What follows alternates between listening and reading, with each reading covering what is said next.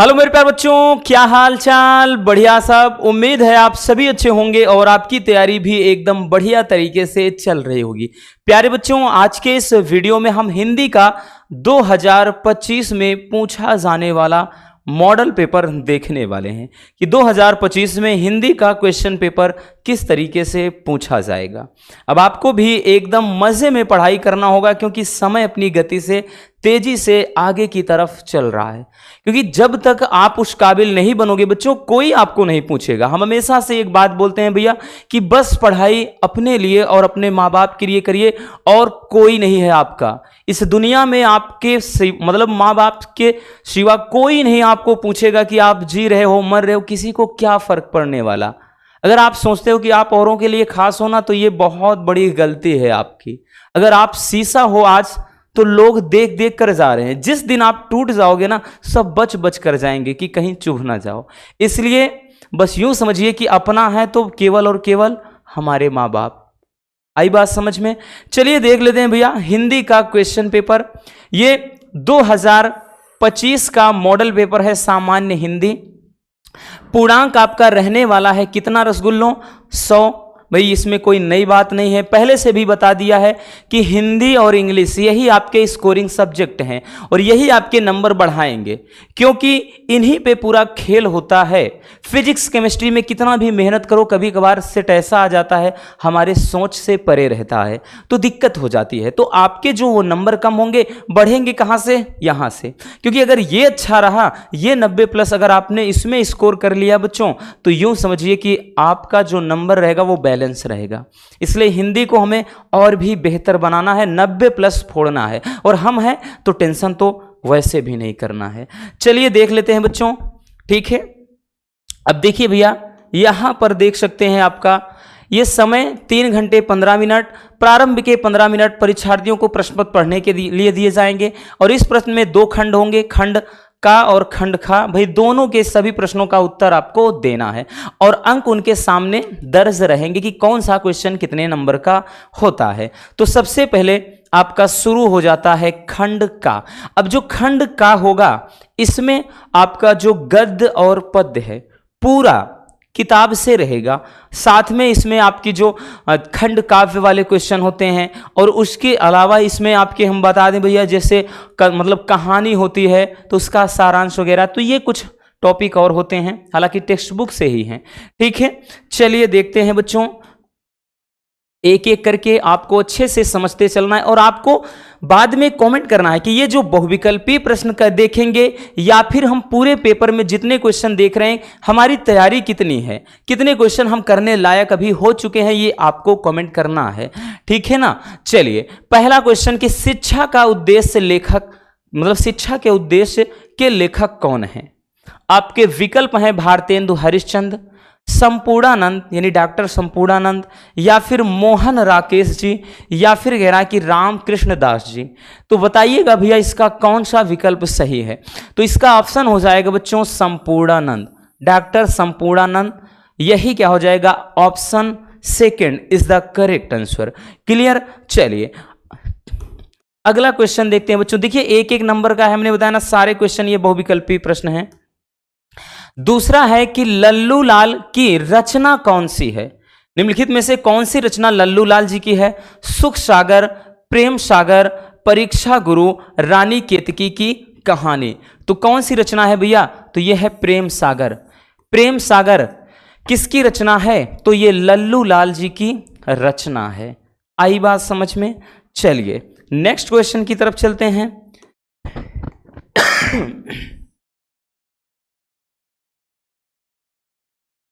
देखिएगा अगला क्वेश्चन, देखिए भैया कह रहा है ये पर्दा कहानी के लेखक कौन से, मतलब कौन है? ये जो पर्दा कहानी है इसके लेखक कौन है? प्रेमचंद, जयशंकर प्रसाद, अमरकांत या फिर यशपाल। तो ये आपको बताना है। तो भैया इसका जो विकल्प हो जाएगा यशपाल। पर्दा कहानी के लेखक कौन है? यशपाल जी हैं। आई बात समझ में? चलिए तो देखिए ये इस तरह के आपके बहुविकल्पी प्रश्न होंगे। नेक्स्ट देख लेते हैं, ठीक। नेक्स्ट है कि आवारा मसीहा, घ नंबर है, आवारा मसीहा के रचनाकार कौन है? विष्णु प्रभाकर, राम वृक्ष बेनीपुरी, राहुल सांकृत्यायन या फिर रांगे राघव जी। तो आवारा मसीहा विष्णु प्रभाकर, ठीक। आवारा मसीहा किसकी रचना है? विष्णु प्रभाकर जी की रचना है। कौन सी भैया? आवारा मसीहा, ठीक है। तो ये चौथा क्वेश्चन रहा। चलिए नेक्स्ट क्वेश्चन देखते हैं, क्योंकि आपका 5 किससे होगा भैया? काव्य साहित्य से, 5 गद्य साहित्य से, ठीक है ना। अगला कह रहा है कि बाणभट्ट की आत्मकथा के लेखक कौन है? ठीक, विकल्प आपका है महावीर प्रसाद द्विवेदी, सरदार पूर्ण सिंह, या फिर कह रहा कि वासुदेव शरण अग्रवाल, या फिर हजारी प्रसाद द्विवेदी जी। तो आपको यह बताना है कि बाणभट्ट की जो आत्मकथा है इसके लेखक कौन है। तो भैया कौन सा विकल्प सही होगा रसगुल्लों? तो ये हो जाएगा हजारी प्रसाद, आचार्य हजारी प्रसाद द्विवेदी जी की रचना है बाणभट्ट की आत्मकथा। तो ये तो रहा एक एक नंबर का करके आपके 5 नंबर के किससे? गद्य साहित्य का इतिहास से हो जाएगा, ठीक है ना। बस थोड़ा सा मेहनत करना है बच्चों, और कुछ भी नहीं होता है। चलिए अब आ जाएंगे हम दूसरे क्वेश्चन के, ठीक है। पहला में हो गया भाई, तो दूसरे का कह रहा है कि कामायनी किस युग की रचना है? तो सबसे पहले यह जानना होगा कि भाई कामायनी के लेखक कौन है? मतलब जयशंकर प्रसाद जी। कौन है बच्चों? जयशंकर प्रसाद। तो कामायनी रचना किसकी? जयशंकर प्रसाद। अब जयशंकर प्रसाद किस युग के कवि हैं वो हमको बताना है। भाई कामायनी किस युग की कह लें, या फिर हम बोल दें कि भैया जयशंकर प्रसाद जी किस युग के हैं? तो विकल्प है द्विवेदी युग, छायावादी युग, भारतेंदु युग, प्रगतिवादी युग। तो बच्चों सही विकल्प जो हो जाएगा भैया वो हो जाएगा छायावादी, क्योंकि जयशंकर प्रसाद जी छायावादी कवि हैं, ठीक है ना, छायावादी युग के कवि हैं। चलिए अगले प्रश्न पर चलते हैं। खा वाला क्या है? ध्यान से देखिएगा बच्चों। देखिए खा वाला क्या है? कह रहा है कि निम्नलिखित कवियों में से कौन प्रगतिवादी युग का है? यानी जो कवि हैं इनमें से ऐसे कौन से कवि हैं जो प्रगतिवादी युग के हैं? विकल्प आपका है अग्रदास, तुलसीदास, नंददास या फिर रामधारी सिंह दिनकर। तो भैया ध्यान देना, जो प्रगतिवादी युग के कवि हैं बच्चों वो रामधारी सिंह दिनकर जी हैं। कौन है? रामधारी सिंह दिनकर जी हैं, याद रखना। क्लियर? चलिए हो गया भैया। अगले क्वेश्चन की तरफ चलते हैं बच्चों। हमारा नेक्स्ट क्वेश्चन क्या है? नेक्स्ट क्वेश्चन देखिए, ये सब क्वेश्चन करवा भी चुके हैं पहले कि तार सप्तक का जो प्रकाशन वर्ष है वो क्या है, यानी तार सप्तक का जो प्रकाशन है किस वर्ष में हुआ था। विकल्प आपका है 1941 ईस्वी में, या फिर 1954 ईस्वी में, 1943 ईस्वी में, या फिर 1947 ईस्वी में। ठीक, तो 1943 ईस्वी में तार सप्तक का प्रकाशन हुआ था। आई बात समझ में? चलिए एक एक करके अच्छे से समझते चलिएगा भैया। चलिए अगला क्वेश्चन कह रहा है कि द्विवेदी युग की रचना नहीं है, मतलब कौन सी रचना द्विवेदी युग की इसमें नहीं है। ठीक, ये क्वेश्चन आपके लिए हम छोड़ रहे हैं। ये क्वेश्चन क्या है भैया? आपके लिए है, तो आपके लिए यूं समझिए कि एक ये हम होमवर्क दे रहे हैं। ठीक है, तो होमवर्क का मतलब आप डायरेक्टली फटाक से तुरंत कमेंट मारो कि कौन सी रचना द्विवेदी युग की नहीं है। प्रिय प्रवास नहीं है, साकेत नहीं है, भारत भारती नहीं है, कि कामायनी नहीं है। ठीक, अगर आप पता कर लेंगे कि भाई कौन सी रचना किस लेखक की है तो इससे आराम से युग भी, मतलब किस कवि की है तो युग भी बता सकते हैं। तो आपको कमेंट जरूर करना है बच्चों कि द्विवेदी युग की कह रहा है कि भैया रचना कौन सी नहीं है। ठीक है, चलिए अगला क्वेश्चन देखते हैं। अगला क्वेश्चन कह रहा है कि अष्टछाप के कवियों का संबंध है भक्ति काल की, मतलब जो अष्टछाप है, अष्टछाप यानी 8 कवियों का समूह होता है अष्टछाप। कह रहा है कि इनका जो समूह है वो भक्ति काल की किस शाखा से है? राम भक्ति शाखा, या फिर ज्ञानाश्रयी शाखा, या फिर प्रेमाश्रयी शाखा, या फिर कह रहा है कि कृष्ण भक्ति शाखा। तो बच्चों देखिए, जो अष्टछाप कवियों का समूह होता है वो कृष्ण भक्ति शाखा से है, यानी इनमें जितने भी अष्टछाप में जितने भी 8 कवि हैं वो सब प्रभु श्री कृष्ण की लीलाओं का वर्णन करने वाले हैं, ठीक है ना। वही जो समूह है वो अष्टछाप कहलाता है। तो ये तो आपका रहा गद्य साहित्य, काव्य साहित्य से 5-5 नंबर का क्वेश्चन, बोले तो 10 नंबर का। अब क्वेश्चन पर आते हैं हम तीसरे नंबर के क्वेश्चन पर आते हैं। तो ध्यान देना, तीसरा जो क्वेश्चन होगा भैया, इसमें 5 क्वेश्चन होंगे, 2 नंबर का हर क्वेश्चन, 10 नंबर का। 10 नंबर का क्वेश्चन होगा, कहेगा निम्नलिखित दिए गए गद्यांश पर आधारित निम्नलिखित प्रश्नों का उत्तर दीजिए। तो आपको गद्यांश पढ़ लेना है, उसके प्रश्नों का उत्तर देना है, ठीक। तो ये तो हालांकि आसान होता है। मान लेते अगर थोड़ा चैप्टर में भी आपको दिक्कत हो जाए तो इसमें भी बात अलग है, नहीं तो एकदम इजी होता है, ठीक है।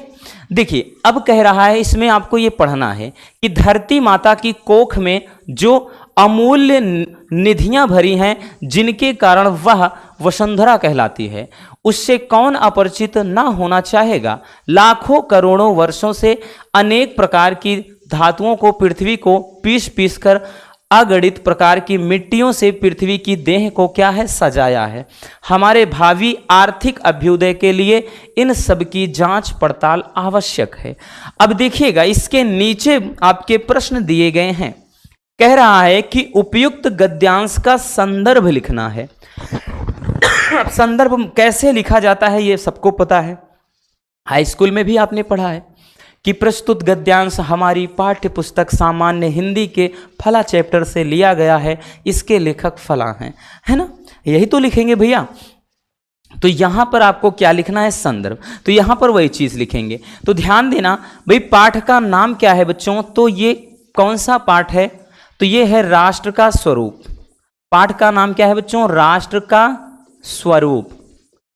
अगर हम बात करें तो इसके लेखक कौन है, तो लेखक कौन है, अग्रवाल जी, यानी वासुदेव शरण अग्रवाल जी हैं, ठीक है ना। कौन है, वासुदेव शरण अग्रवाल जी।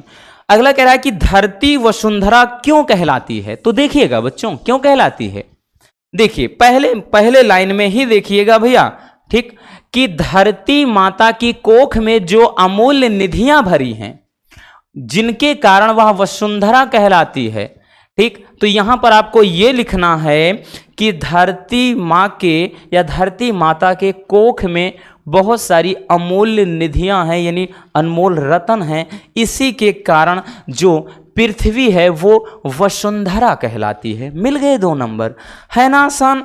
उसके बाद तो बच्चों अगला है रेखांकित अंश की व्याख्या करना। तो रेखांकित अंश की व्याख्या भैया यहां पर नहीं दिख रहा है, 1 मिनट थोड़ा टाइम दीजिए हमको, पेपर हमारे पास है।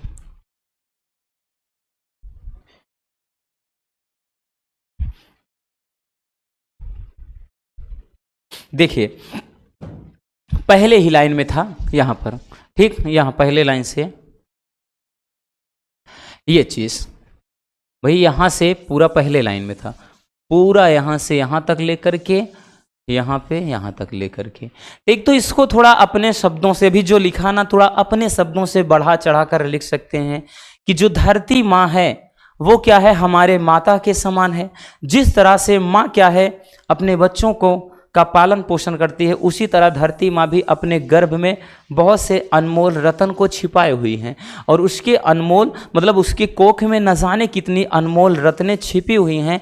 यही कारण है कि धरती माँ को वसुंधरा कहा जाता है, और इस बात से पूरा संसार अवगत है, यानी हर कोई जानता है, कोई भी इससे अपरिचित नहीं है, ठीक है ना। तो वही आप इस तरह से बनाकर लिख सकते हैं। अगला क्वेश्चन कह रहा है, अगला क्वेश्चन थोड़ा ध्यान से देखिएगा, जब हम थोड़ा ऊपर कर देते हैं, 1 मिनट यहीं करना पड़ेगा नहीं तो नहीं दिखेगा। कह रहा कि पृथ्वी की देह को किसने सजाया है। तो जरा बताइएगा बच्चों किसने सजाया है। देखिएगा भैया, देखिए कह रहा है कि लाखों करोड़ों वर्षों से अनेक प्रकार की धातुओं को पृथ्वी को पीस पीस कर अगणित प्रकार की मिट्टियों से पृथ्वी की देह को सजाया है, ठीक है ना। तो किसने सजाया है, तो ये भाई धातुओं ने सजाया है, ठीक, पूरी तरह से क्या कर दिया है, अच्छे से उसका श्रृंगार कर दिया है। अगला क्वेश्चन कह रहा है कि भावी आर्थिक अभ्युदय हेतु हमें क्या करना चाहिए। तो लास्ट वाली लाइन में देखिएगा ना कि यहां पर हमारे भावी आर्थिक अभ्युदय के लिए इन सब की जांच पड़ताल आवश्यक है। तो आप लिखेंगे कि भावी आर्थिक अभ्युदय के लिए हमें क्या करना चाहिए, इन बातों को यानी पृथ्वी के अंदर जितनी चीजें छिपी हुई है इन सब का अच्छे से जांच पड़ताल करना होगा। बस हो गया काम। तो ये आपको मिल गए कितने नंबर भैया, कितने नंबर रसगुल्लों, तो ये आपके जेब में पूरे गए 10 नंबर। मान लेते हैं कि आपको चैप्टर का नाम नहीं पता, पहले वाले क्वेश्चन को ये छूट जाएगा, फिर भी तो 8 नंबर हैं आपके जेब में।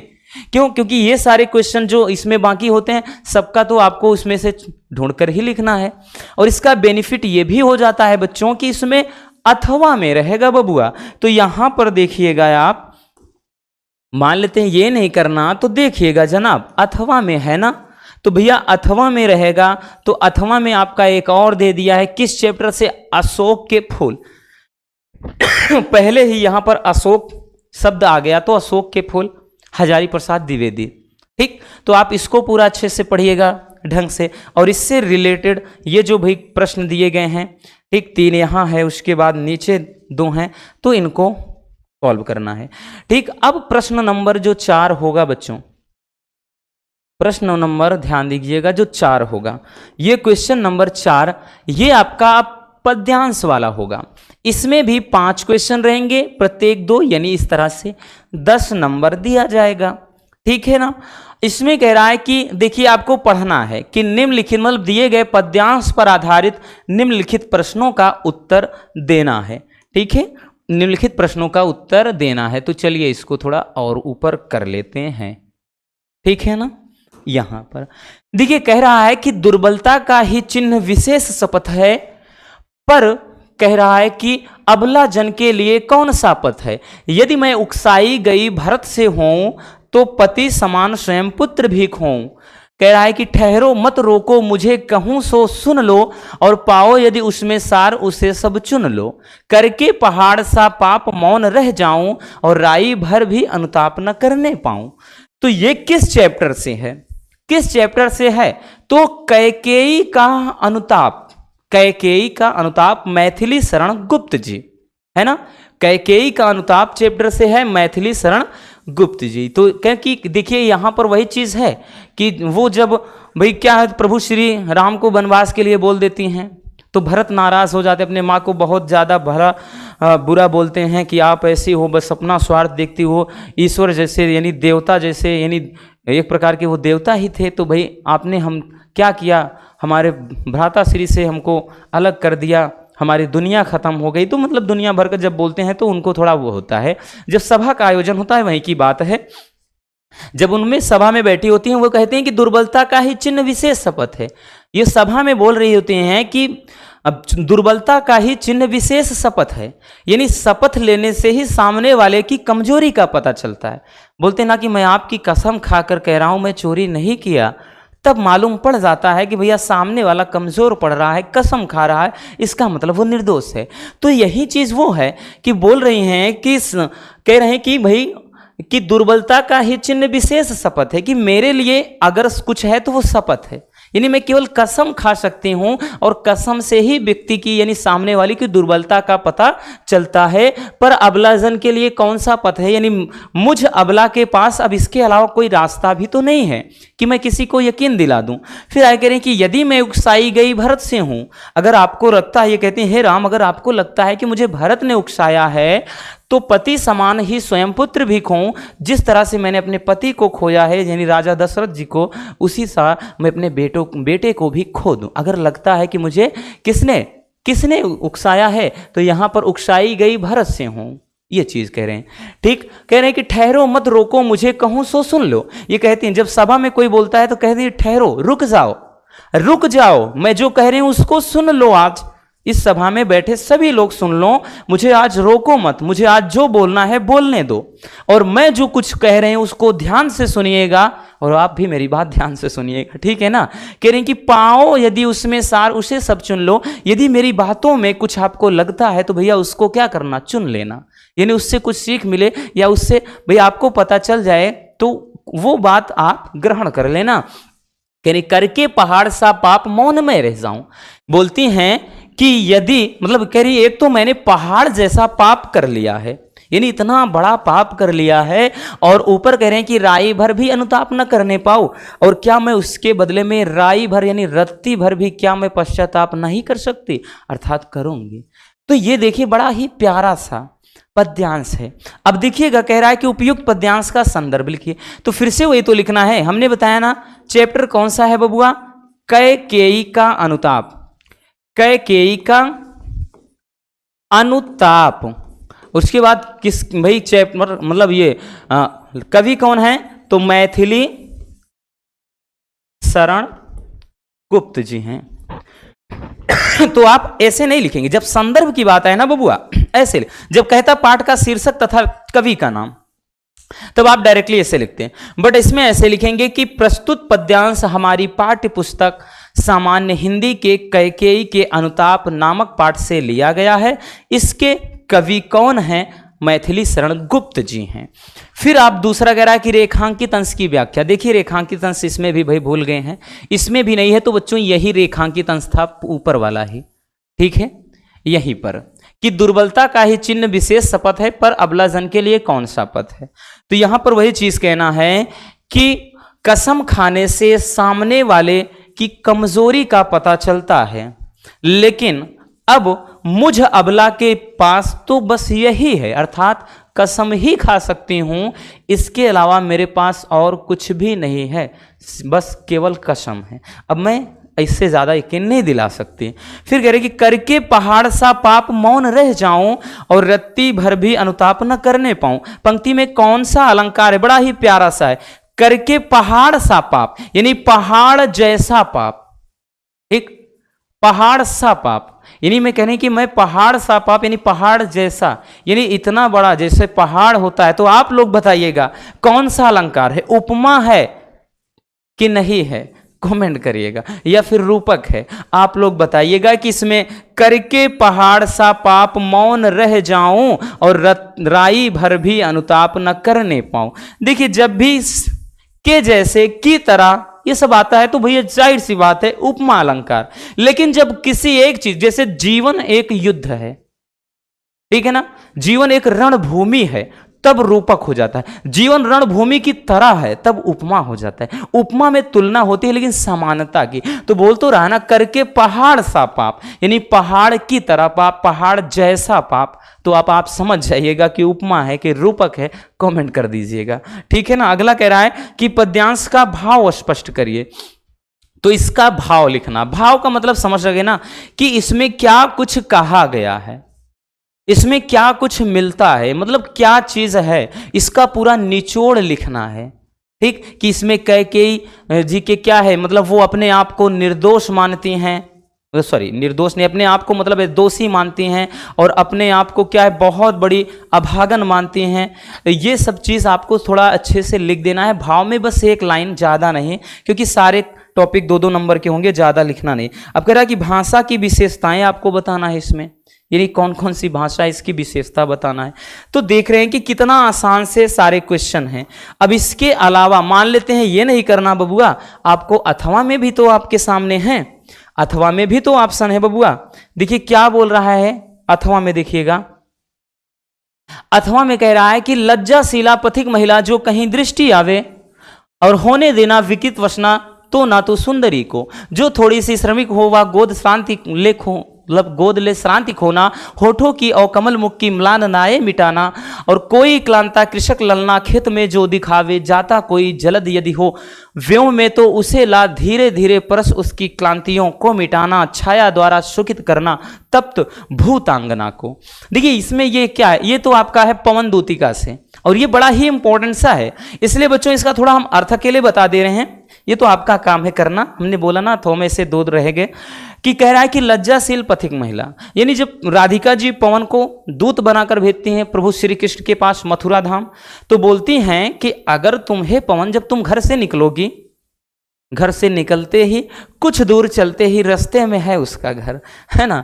तो ये कह रहे हैं कि जब तुम घर से निकलोगी, अगर रास्ते में तुमको कोई लज्जा यानी लाजवंती महिला, ऐसी महिला जिसका घूंघट यूं हो, यानी इतना बड़ा सा घूंघट नीचे तक, लज्जाशील महिला, तो वही कहने कर तुमको रास्ते में कोई लाजवंती यानी लज्जाशील महिला दिखाई पड़ जाए तो कह रहा है तुम होने देना विकित वसना ना तो सुंदरी को, तुम इतने प्यार से बहना कि उसके कपड़े उड़ने ना पाए, है ना। कि भाई कोई महिला के अगर कपड़े उड़ जाए हवा में तो शरीर का अंग खुल जाए तो वो भाई थोड़ा शर्मा जाती है। तो वही कह रहा है तो तुम इतनी प्यार से बह जाना कि उसके कपड़ों को अस्त व्यस्त मत होने देना। अगर लगता है, फिर कहा कि जो थोड़ी भी श्रमिक हो वह गोद ले श्रांति खोना, अगर तुमको लगता है कि वो थकी है तो क्या करना, चारों तरफ से घेर लेना अर्थात गोद में ले लेना और उसकी थकान को मिटा देना। फिर आगे कहा कि होठों की और कमल मुख की मलालनाएं मिटाना, और उसके जो भाई जो कमल जैसे यानी जो नाजुक होठ हैं क्या करना, होठों की और कमल मुख यानी कमल के जैसे मुख, ठीक है, को और क्या करना, उसके होठों पे जो झुर्रियां पड़ी होंगी तो उसको क्या कर देना तुम, उसकी मलालनाएं यानी उस पे जो धूमिल है यानी जो चेहरा उजड़ा हुआ रहेगा उसको क्या करना, वो दूर कर देना यानी चेहरा खिला देना। कह रहा है कोई क्लांता कृषक ललना जिस खेत में दिख, अगर कोई कह रहा है कि कृषक ललना, कोई क्लांता कृषक ललना खेत में, क्लांता देखिए क्लांत माने होता है थका हुआ, क्लांता यानी थकी महिला से, कृषक ललना कह रहा है कि किसी मतलब कोई किसान की बेटी अगर तुमको खेत में काम करती दिखाई पड़ जाए तो जाता कोई जलद हो व्योम में उसे ला, तो आकाश में जाते हुए बादल को पकड़ लाना कि है चलो चलो भैया, कौन कोई धूप में सुखा रहा है। तो वही कह रहा है कि भैया आकाश में कोई बादल जाता हुआ दिखाई पड़े तो धीरे धीरे ला करके कह रहा परस उसकी क्लांतियों को मिटाना। तो क्या करना भैया, उसकी क्लांतियों यानी थकान को मिटा देना और छाया द्वारा सुखित करना तप्त भूतांगना को, और उस बादल से उसके ऊपर छाया कर देना और उसको क्या करना, उसकी थकान एकदम से मिटा देना, ठीक है ना, सारे कष्ट हर लेना। तो ये तो आपका हमने बताया ना इस तरह से रहेगा अथवा में करके। अब आपका काम है ये सब ठीक प्रश्नों का उत्तर देना। अब क्वेश्चन नंबर हम 5 की तरफ आ जाते हैं। क्वेश्चन नंबर जो 5 होगा ना बच्चों, क्वेश्चन नंबर जो 5 होगा रसगुल्लों, 5 के का और खा में यानी आपका गद्य से और पद्य से लेखक का, कवि का साहित्यिक परिचय व कृतियां लिखना होगा। तो बोलेगा निम्नलिखित में से किसी एक लेखक का साहित्यिक परिचय देते हुए इनकी प्रमुख कृतियों का उल्लेख करना, और शब्द सीमा जो अधिकतम रहेगा वो 80 रहेगा। 5 नंबर का क्वेश्चन रहेगा बबुआ। आचार्य हजारी प्रसाद द्विवेदी, एपीजे अब्दुल कलाम, वासुदेव शरण अग्रवाल, तीनों में किसी एक के बारे में लिख देना है। तो भैया हमने देखिए ये भी करवा दिया है और ये भी करवा दिया है। हमने बताया एक और बाकी है इनका करवा देंगे, इसीलिए बोला था 3 करवाएंगे, चौथा नहीं, फटाक से मिल जाएगा, ठीक है। चलिए अगला देखते हैं। तो भाई ये तो अगला जो रहेगा हमने बताया ना काव्य साहित्य से यानी आपका रहेगा, ये भी 5 नंबर का क्वेश्चन। इसमें किसी एक कवि का अधिकतम शब्द सीमा 80 इसमें भी रहेगा, ठीक। जैसे मैथिली शरण गुप्त हो गया, सुमित्रा नंदन पंत, रामधारी सिंह दिनकर, तीनों में किसी एक के बारे में लिखना है, ठीक है। तो ये इनकी प्रमुख कृतियां सब कुछ लिखना है, साहित्यिक परिचय, जीवन परिचय। क्वेश्चन नंबर जो 6 होगा बच्चों, क्वेश्चन नंबर जो 6 होगा वो क्या होगा, आपका कहानी होगा, ठीक। आपकी किताब में जो पंचलाइट, उसके बाद बहादुर, ठीक, फिर उसके बाद जो आपका एक है ध्रुव यात्रा, लाठी, ये कहानी है 4। तो इसमें क्या है, या तो सारांश या तो उद्देश्य। तो जैसे कह रहा है कि बहादुर अथवा करके आया है, बहादुर अथवा पंचलाइट कहानी के उद्देश्य पर प्रकाश डालिए, अथवा कह रहा है कि ध्रुव यात्रा कहानी का कथा वस्तु यानी उसका पूरा सारांश आपको अपने शब्दों में लिखना है। अधिकतम शब्द सीमा इसमें भी 80। कितने नंबर का क्वेश्चन, 5 नंबर का क्वेश्चन बबुआ।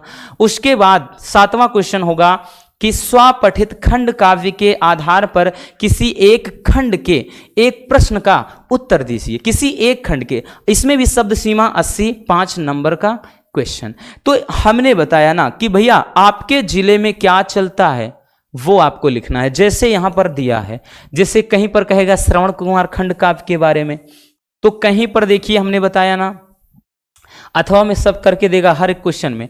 रश्मि रथी कहीं चलेगा अथवा में भी, जैसे या तो हमने बताया कर्ण का चरित्र चित्र, अथवा में कह देगा कि रश्मि रथी खंड काव्य के आधार पर कर्ण का चरित्र चित्रण। देखिए दोनों एक है, हालांकि इसमें ये थोड़ा गलत छप गया है, ये किसी सर्ग का या कहानी का पूरा वो होता है किसी में अथवा।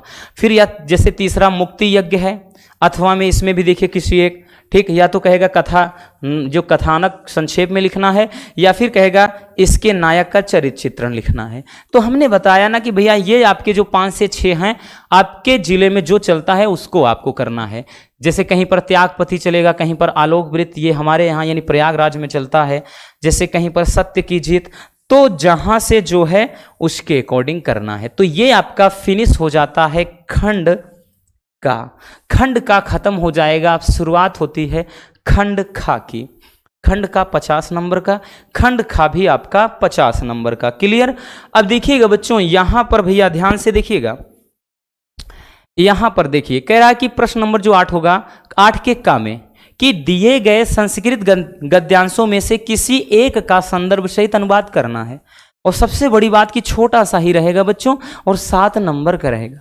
अथवा में भी करके पूछा जाएगा भैया। जैसे यहाँ पर है कि महामना विद्वान वक्ता धार्मिको नेता पटु, कह रहा जन सेवैव आशीत यत्र कुत्रापि अयम जनान दुखितान पीड्यमानांश पश्यत तत्रैव शापत्रकार आशीत। थोड़ा यहाँ पे कुछ पार्ट कट गया है, मिस प्रिंट हो गया है, ठीक है ना। तो इसको थोड़ा हमने बताया ना, ये तो एक मॉडल पेपर है बच्चों। अब देखिए कह रहा है परमस्य सर्वोच्च गुणा सिग्म में उपस्थिता सर्वविधम सहायस्य क्रोध प्राणी सेवा से स्वभाव एवाशित। ये देखिए हमने पहले भी एक मॉडल पेपर में जब बताया था, ये आया था कि महामना मालवीय एक विद्वान वक्ता धार्मिक नेता और एक कुशल, ठीक यहाँ पे पत्रकारश्च, मतलब ये था पत्रकार थे अगर आपको याद हो। फिर था कि लोगों की सेवा करना ही इनका परम गुण था, ये सब चीज था इसमें। ये लोगों को जहां कहीं भी दुखी देखते थे वहां पर पहुंचकर हर, देखिए ये चीज, हाँ यहां पर गलती है, ठीक। देखिए ये चीज ऊपर होना चाहिए था और यहां पर ये चीज नीचे होना चाहिए था, उल्टा हो गया है थोड़ा। कि ये जहां कहीं भी लोगों को मतलब दुखी या पीड़ित देखते थे वहां पर पहुंच करके ये हर तरह से उनकी मदद करते थे, ऐसा कुछ था। और लोगों की सेवा करना ही इनका, ये देखिए थोड़ा थोड़ा कट के इधर उधर हो गया भैया, यहाँ पे भी इतना पार्ट है, बहुत ज्यादा कटा है इसमें। खैर इसको छोड़िए, ठीक। आगे चलते हैं। अथवा में जैसे एक, अथवा में आपका एक है, ठीक, ये जातक कथा से, हंसराज वाला जातक कथा है, ठीक। जहां पर पक्षियों शकुनी गण इकट्ठा होते हैं तो ये चुना जाता है कि किसी एक पक्षी को राजा बनाया जाए। भी वो मतलब सभा रख लेते हैं ना कि मनुष्यों में भी राजा है, उसके बाद जानवरों में भी राजा है, जंगल का भी राजा होता है, मछलियों में भी राजा है, बट पक्षियों में कोई राजा नहीं है, ठीक है। तो बोलते हैं कि किसी ना किसी को बना दिया जाए, तो वह चीज वहां का है पूरा, ठीक। अब उसके बाद मतलब ये भी हमने बताया ना कि आपका 7 नंबर का रहेगा अथवा करके, तो कोई एक करना, आपकी मर्जी। अब उसके बाद जो खा होगा बच्चों, दिए गए पद्यांशों में किसी एक का संदर्भ सहित हिंदी में अनुवाद करना है। कह रहा कि ना में या न में नहीं, ना में रोचते भद्रम व उलूकस्यम विवेचनम, कह रहा अक्रुद्धस्य मुखम पश्यम कथम क्रुद्धो भविष्यति। देखिए ये है कि मुझे यहाँ पर बोला जाता है वो चीज़ कि मुझे राजा का मतलब राजा के रूप में उल्लू का राज्याभिषेक करना बिल्कुल नहीं पसंद। और पक्षी बोलते हैं कि उल्लू का राज्याभिषेक करना हमें कतई नहीं पसंद है, क्योंकि बिना क्रोध के ही इसका मुंह, इसका शकल ऐसे है ना। वो इसे गुस्से में देखता है, मालूम पड़ता है कि भाई प्यार से भी देखे ना तब भी गुस्से में ही लगता है। तो उसकी शकल ही, मतलब शकल नहीं, निगाह ही ऐसी है। तो वही कह रहा है कि भैया जब ये बिना क्रोधित होने पर इसका मुंह है, तो जरा सोचो अगर ये क्रोधित हो गया तो इसका मुंह कैसे दिखेगा। अथवा में ध्यान देना, ये भी बच्चों कितने नंबर का रहेगा, 7 नंबर का। अथवा में है कि परोक्षे कार्यहंतारम प्रत्यक्षे प्रियवादिनम वर्जिते तादृशम मित्रम विषकुंभम पयोमुखम। देखिए यहाँ पर ये क्या है, सुभाषित रत्नानी चैप्टर से है। आपको लिखना होगा कि प्रस्तुत श्लोक हमारी पाठ्य पुस्तक क्या करते हैं, संस्कृत दिग्दर्शिका के सुभाषित रत्नानी नामक पाठ से उद्धृत है या अवतरित है या लिया गया है, ठीक है। जैसे परोक्षे प्रिय, कह रहा कि परोक्षे कार्यहंतारम प्रत्यक्षे प्रियवादिनम, कि कह रहा है कि सामने मीठा बोलने वाले और पीठ पीछे आपकी बुराई करने वाले को ठीक उसी प्रकार छोड़ देना चाहिए। कह रहा है ऐसे मित्र को उसी प्रकार छोड़ देना चाहिए जैसे कह रहा है कि विष कुंभम पयो मुखम, जैसे क्या है कि मुख पर दूध लगा हुआ और संपूर्ण घड़े में जहर होता है उसको त्याग देते हैं। यानी अंदर पूरा जहर भरा है और ऊपर दूध है, ऐसे मित्र को छोड़ देना चाहिए उसी घड़े की तरह, ठीक है। कि भाई देखने में तो लग रहा है कि पूरा मटके में दूध है लेकिन पूरा अंदर जहर है, तो ऐसे दोस्त जो ऊपरी दिखावा करते हैं, ऊपर से आपकी बड़ाई कर लें और हमेशा आपकी बुराई करते रहें, तो ऐसे मित्र को छोड़ देना चाहिए। ठीक, 7 नंबर का क्वेश्चन रहेगा बच्चों। अब देखिएगा जो क्वेश्चन नंबर 9 रहेगा, जो क्वेश्चन नंबर 9 रहेगा, निम्नलिखित मुहावरों में से किसी एक का अर्थ लिखकर आपको वाक्य प्रयोग करना है। 2 नंबर। अब जितने व्याकरण वाले ज्यादातर टॉपिक होंगे 2-2 करके ऐसे फटाक से करना है। तो जैसे तलवार की धार पर चलना, ठीक, यानी बहुत कठिन कार्य करना। इसका मतलब क्या होता है भैया? बहुत कठिन कार्य करना, कठिन कार्य करना, यही तो होगा तलवार की धार पर चलना। अगला कह रहा है कि टका सा जवाब देना, यानी टका सा जवाब यानी साफ इनकार कर देना। इसका मतलब होता है साफ इनकार, साफ इनकार कर देना। अरे क्या है भैया, सही तो लिखा था, इनकार कर देना। तो साफ इनकार कर देना इसका मतलब होता है। दाल में काला होना यानी संदेह होना। तो आपको एक वाक्य प्रयोग भी बना लेना है, ठीक, कोई चीज, यानी आज के समय जैसे बना सकते हैं कि आज के समय में पैसा कमाना मतलब तलवार की धार पर चलना है, यानी बहुत कठिन कार्य है वो चीज। नमक मिर्च लगाना का मतलब क्या होता है भैया? देखिए, नमक मिर्च लगाने का मतलब क्या होता है आप लोग बताइएगा, ये चीज कमेंट करिएगा जरूर कि नमक मिर्च लगाना यानी मस्का लगाना। अगर आ जाए कि मस्का लगाना, नमक मिर्च लगाना, क्या होता है इसका अर्थ? इसका अर्थ क्या होता है आप लोग कमेंट कर दीजिएगा। ठीक, आपके लिए ये क्वेश्चन छोड़ा है। अब देखिए क्वेश्चन नंबर जो 10 होगा, ये बड़ा मजेदार क्वेश्चन होगा। इसमें कहेगा अपठित गद्यांश पर आधारित निम्नलिखित प्रश्नों का उत्तर देना है। क्वेश्चन आपका रहेगा बच्चों पूरे 5 नंबर का। ठीक, ये इतना आसान होता है कि जैसे यूं समझिए कि प्राइमरी के बच्चों के लिए होता है। मतलब ऐसा है, पूरा पढ़िए, पूरा पढ़ने के बाद इससे रिलेटेड नीचे आपका, ठीक, देखिए ये पूरा पढ़ने के बाद नीचे 3 क्वेश्चन रहेगा। बोला ना कि 5 नंबर का, देख सकते हैं 5 नंबर का रहेगा। 3 ये क्वेश्चन है ऐसे, तो तीनों क्वेश्चन का आपको आंसर दे देना है। ठीक, अथवा में भी करके रहेगा आपका, तो आपकी मर्जी, चाहे जो करो, इसमें भी वही 3 क्वेश्चन रहेंगे। अब क्वेश्चन नंबर जो 11 रहेगा बच्चों, क्वेश्चन नंबर जो 11 रहेगा भैया, वो क्या रहेगा कि निम्नलिखित शब्द युग्मों का सही अर्थ चयन करके लिखिए। जैसे यहां पर वसन और व्यसन कई बार बता चुके हैं। वसन का मतलब होता है बच्चों कपड़ा, व्यसन का मतलब लत लगना, आदि होना, आदत लगना, कुछ भी कह ले। तो विवश और व्याकुल, कवच और भोजन, वस्त्र और आदत, विस्तार और अवधि। तो भैया वस्त्र और आदत, ठीक है ना, लत लगना जिसको, कि मुझे तो तेरी लत लग गई है ना, ये चीज। अब यहां पर आगे क्वेश्चन पर चलते हैं। अगला क्वेश्चन कह रहा है कि अंबुज और अंबुद दोनों में क्या अर्थ है? ठीक है ना, अंबुज और अंबुद। देखिए कह रहा है कि अंबुज और अंबुद। तो अंबुज का मतलब क्या है? अंबुद। ऑप्शन है बादल और समुद्र, जल और कमल, कमल और बादल, समुद्र और कमल। देखिए अंबुज का मतलब होता है कमल। अब जब एक तरफ देख लीजिए कमल कहां है, इस वाले में है। ठीक, तो कमल और बादल हो गया, कमल और बादल हो गया, बस सीधी बात। ठीक, तो ये हो जाएगा। ये सब 2-2 नंबर वाले एकदम फ्री वाले नंबर होते हैं बच्चों, याद है, फटाक से करके मारो, भागना है आगे, फट से तुरंत निकल जाना है। खा में देखिएगा, निम्नलिखित शब्दों में से किसी एक शब्द के 2 अर्थ लिखना है, 2 नंबर का, किसके एक के। कह रहा है कि देखिए अंबर, अंबर का मतलब क्या होता है? एक तो होता है भैया कपड़ा भी होता है, और एक होता है वस्त्र भी मतलब ये अंबर का मतलब आकाश भी होता है, नभ। ठीक, ये चीज। जैसे पट का मतलब होता है, एक तो होता है किवाड़, ठीक, यानी जिसको हम क्या बोलते हैं, दरवाजा। डायरेक्टली हम इसे कह सकते हैं, तो भैया क्या, दरवाजा। ठीक, ये चीज। और जैसे एक पट का मतलब हो गया आपका किवाड़ या दरवाजा, और दूसरे पट का मतलब होता है जैसे समतल, समतल। तो मतलब कोई भी है, बहुत सारे हैं, तो 2 समानार्थी किसी एक के लिखना है, एक के लिखना है, किसी एक का, देख लेंगे किसी एक, हम तो सबके लिख रहे हैं। विधि का मतलब क्या होता है? विधि का मतलब एक तो भाई ईश्वर भी होता है, ठीक, विधि का मतलब ब्रह्मा भी हम कह सकते हैं, ईश्वर हो गया। और विधि का मतलब एक कानून भी होता है ना, एक क्या होता है, कानून भी होता है। जैसे नाग, नाग का मतलब एक तो भाई सर्प ही होता है, दूसरा नाग का मतलब क्या हो जाता है, हाथी। नाग का मतलब हाथी भी होता है। ठीक, तो इस तरीके से आपको क्या करना है, मतलब किसी एक के दो अर्थ लिख देना है, बस सीधी बात। ठीक, तो इसको थोड़ा स्क्रीनशॉट मार लीजिए, ये इंपॉर्टेंट है इसलिए हम बोल रहे हैं। हो गया ना, चलिए आगे चलते हैं बच्चों। कह रहा है कि निम्नलिखित वाक्यांशों के लिए एक शब्द का चयन करना है, 1 नंबर का है।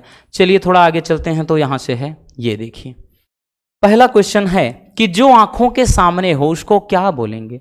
ठीक है ना, नेत्र सम्मुख प्रत्यक्ष, आंखों के, आंख के आगे प्रत्येक आंख, तो जाहिर सी बात है जो आंखों के सामने है प्रत्यक्ष, बोलते ना कि प्रत्यक्ष को प्रमाण की जरूरत नहीं है, अर्थात जो आंखों से देखा है उसको फिर क्या प्रमाण, यानी उसका प्रमाण देने की क्या जरूरत है, तो प्रत्यक्ष हो जाएगा, सीधी बात।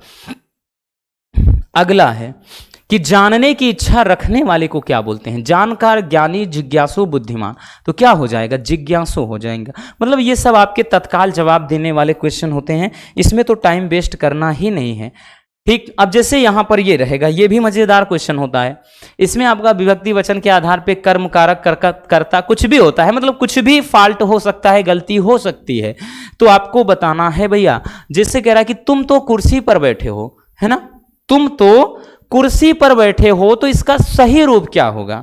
ठीक है, तुम कर कुर्सी पर, देखिए तुम तो कुर्सी पर बैठे हैं कहा है कि भाई होगा तुम तो कुर्सी पर बैठे हो, भाई शुद्ध ही हम बोल रहे थे, तो इसका ये हो जाएगा। दूसरा है कि इस सरोवर में अनेकों कमल खिले हैं, तो आप देखिए अनेक अपने आप में खुद एक बहुवचन है, अनेकों कहने की क्या जरूरत है, तो अनेक कमल खिले हैं क्या होगा। सम्मेलन में कवित्री ने भाग लिया है, तो आपको बताना है कि सम्मेलन में कवित्री ने भाग लिया है, यह सही है, या फिर कवित्रियों ने भाग लिया है, यह सही होगा, आपको बताना है। ठीक, अगला जैसे कृपया अनुमोदन करने की कृपा करें, तो जब कृपया शब्द आ गया है फिर कृपा क्या करें, अनुमोदन खुद रिक्वेस्ट है, तो भैया इसके लगाने की जरूरत ही नहीं है, अनुमोदन करने की कृपा करें। तो इस तरीके से थोड़ी बहुत गलती रहती है, सुधारना होता है। चलिए अब क्वेश्चन नंबर जो 12 होगा, यहां पर आपका ये काव्य सौंदर्य वाला रहता है बबुआ। सब कितने नंबर के, तो बच्चों सब कितने कितने नंबर के, 2 नंबर 2 नंबर 2 नंबर।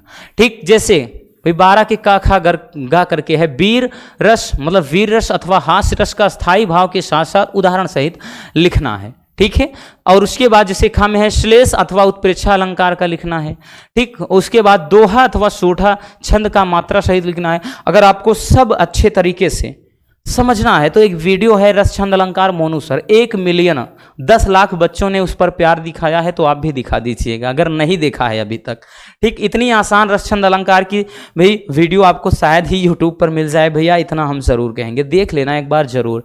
ठीक, अब देखिए क्वेश्चन नंबर 13 में क्या है, बैंक में खाता खोलने के, हमने बताया ना खाता खुलवाने के लिए होता है, तो खाता खोलने के लिए बैंक के प्रबंधक को एक आवेदन के लिए या प्रार्थना पत्र लिखना है। 6 नंबर का क्वेश्चन होगा बच्चों। अथवा में हाला करके इसमें देता है, ऐसा नहीं रहेगा, अथवा में रहेगा, ये नीचे देख सकते हैं दिया है ना। और अथवा में देखिए क्या है कि शहर में फैली संक्रामक बीमारी, यानी मोहल्ले की सफाई वाला जो बताए थे उसी टाइप का, संक्रामक बीमारी की तरफ जिलाधिकारी का ध्यान आकर्षित करने के लिए आवेदन पत्र लिखना है। ठीक, अब उसके बाद जो 14 नंबर का क्वेश्चन होगा बच्चों, ये 9 नंबर में आएगा। 14 नंबर का क्वेश्चन जो होगा 9 नंबर में आएगा, इसमें रहेगा क्या, तो किसी एक विषय पर आपको निबंध लिखना होगा।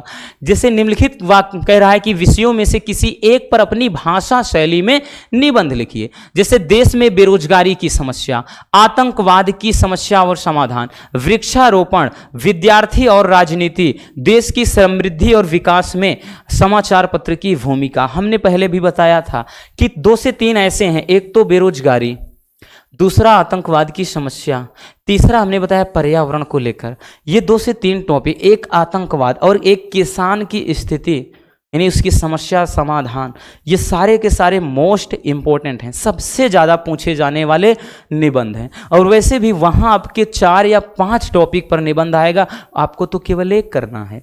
तो समझ सकते हैं ना कि कितना आसान होता है। तो इस तरीके से ये आपका पूरा हिंदी का क्वेश्चन पेपर रहे, ठीक है ना।